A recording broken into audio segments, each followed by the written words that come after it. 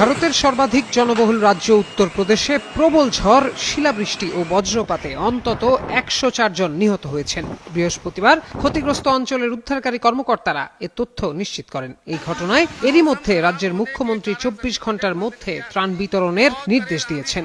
ঝড়ের দমকা হাওয়ায় বিভিন্ন জায়গায় উপড়ে গেছে গাছ ও বিলবোর্ড, ভেঙে গেছে বিদ্যুতের খুঁটি এবং ক্ষতিগ্রস্ত হয়েছে শত শত কাঁচা ও আধা পাকা ঘরবাড়ি। বার্তা সংস্থা রয়টার্সের তথ্য বলছে, ঝড়ে মৃত্যুর পাশাপাশি অন্তত ৮৭টি বাড়ি ক্ষতিগ্রস্ত হয়েছে। মারা গেছে ১১৪টি গবাদি পশু। রাজ্যের ত্রাণ কমিশনার ঋষিকেশ ভাস্কর যশোদের কার্যালয়ের বরাতে রয়টার্স জানায়,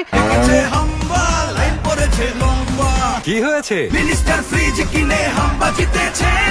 মিনিস্টার ফ্রিজ কিনুন, হাম্বা জিতুন, আরো আছে আকর্ষণীয় উপহার। রয়টার্স জানায়, উত্তরপ্রদেশের প্রায় ১২টি জেলায় অন্তত ১০৪ জনের মৃত্যু হয়েছে। তীর্থনগরী হিসেবে পরিচিত প্রয়াগরাজের আশপাশের এলাকাগুলোর ঝড়ে সবচেয়ে বেশি ক্ষতিগ্রস্ত হয়েছে।